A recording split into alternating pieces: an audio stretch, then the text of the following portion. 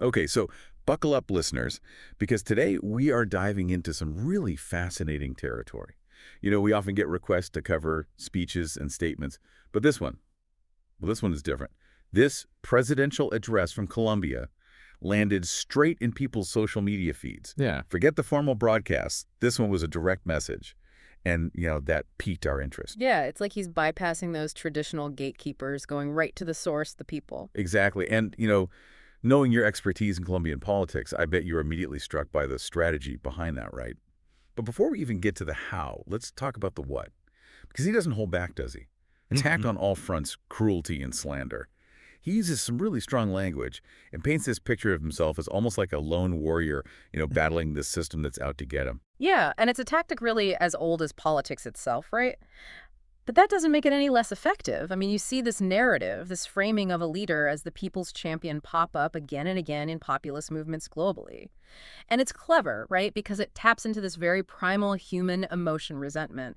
Complex issues are simplified into this us versus them dichotomy, making it so easy for people to pick a side and feel passionately about it. And it's not just vague either. I mean, he Yeah. gets specific. He points fingers at these powerful forces, using the media to discredit him, even going so far as to call out their motives, saying they're threatened by his reforms because those reforms might actually just chip away at their own wealth and privilege. Yeah. And that's where it gets really interesting, isn't it? Because by painting any critique as this orchestrated conspiracy, he's walking a very fine line.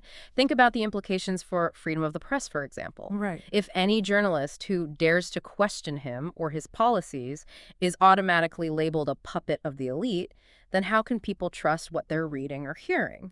It's like he's trying to control the whole narrative, and it makes you wonder just how often we see this tactic playing out on the world stage, right? Leaders crying foul, claiming media bias to silence dissent. So, as someone who really follows Colombian politics closely, what's your take on how this is being received there?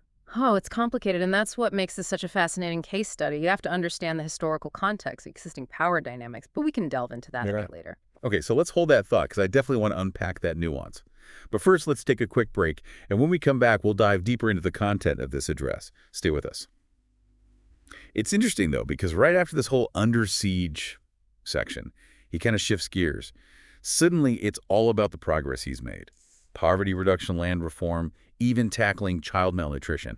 It's like he's saying, look, I'm the good guy here. I'm getting things done. A classic 1-2 punch, right? First, he positions himself as the victim, bravely fighting against these powerful forces.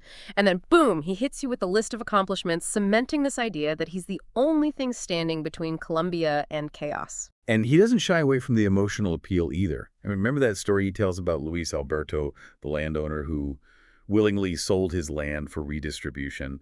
He puts that right alongside these kind of veiled threats, these mentions of assassination plots.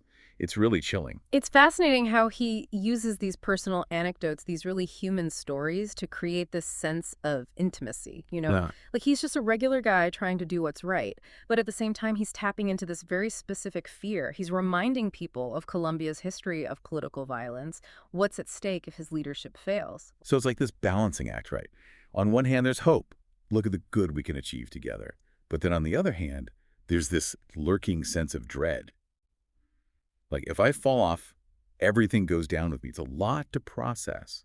And then just when you think he's done with the emotional roller coaster, he turns his attention to young people. He even brings up some pretty stark statistics about youth suicide rates in Colombia. And that's where it gets really interesting, don't you think? I mean, historically, young people have been right at the heart of Colombia's internal conflicts, both as victims and perpetrators. So by directly addressing them, by acknowledging their struggles, he's not just trying to win their support, he's trying to shape their role in this whole narrative. It's like he's saying, I see you, I hear you, and I'm offering you a way out. He even encourages them to get involved to help build this new Colombia through cooperatives, through the arts.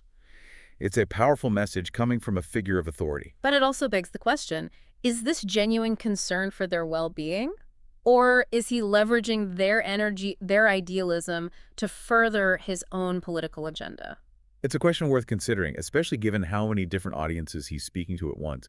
I mean, this message wasn't just for the youth, right? He's speaking to his base, to potential opponents, to the international community. Everyone's listening. He really knows how to build to a climax, doesn't he? Yeah. Like laying out these 3 stark paths for Colombia: more violence, forced change, or dialogue.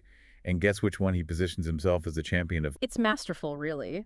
framing those choices so starkly, it subtly paints anyone who opposes him as pushing the country towards more violence or some kind of authoritarian rule. It's a bold move for sure. It is, but it plays on those deep-seated anxieties we were talking about earlier. Yeah, and let's not forget how he circles back to that national agreement he proposed a while back.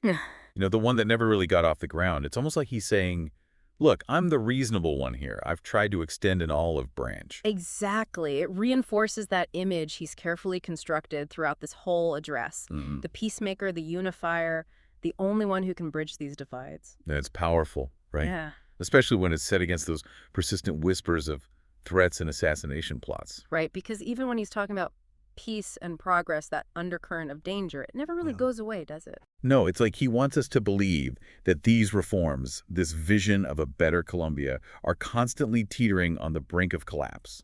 And that's where the power of narrative, especially in a context like Colombia's, steeped in this history of trauma, it becomes so potent. Definitely. He's not just appealing to logic or even emotion.